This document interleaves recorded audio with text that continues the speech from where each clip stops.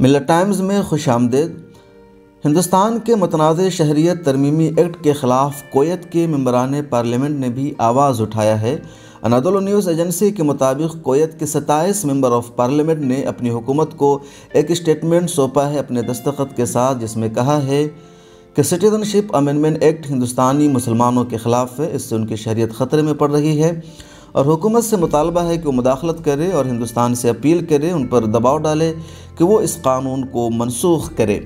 Kuwait کے ممبران parliament نے اپنے اس اسٹیٹمنٹ میں ہندوستانی مسلمانوں کے علاوہ چائنا کے مسلمانوں کو بھی شامل رکھا ہے اور ایغور مسلمانوں کے بارے میں مطالبہ کیا ہے کہ حکومت ایغور مسلمانوں کے تحفظ کو، ان کی شناخت کو یقینی بنائے اور چائنا سے اپیل کرے کہ وہ مسلمانوں کو نظر بند نہ کرے۔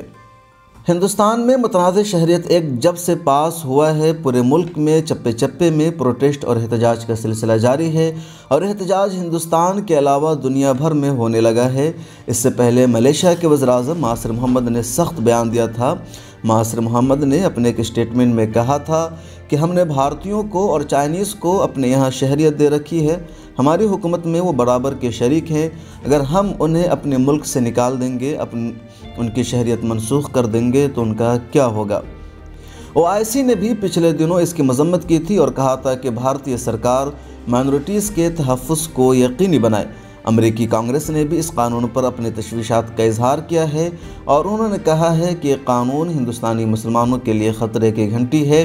امریکی کانگریس نے اپنی حکومت سے اپیل کی ہے کہ وہ ہندوستان سے اپیل کرے کہ وہ اس قانون کو اپنے یہاں نافذ نہ کرے بلکہ اسے منسوخ کرے۔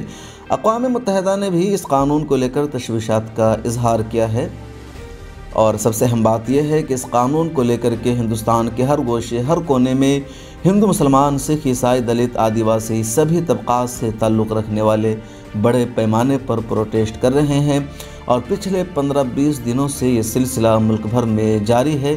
طلبہ اس مہم میں سب سے آگے ہیں اور یونیورسٹیز اس مہم کی قیادت کر رہی ہے۔ بیورو رپورٹ، ملت ٹائمز۔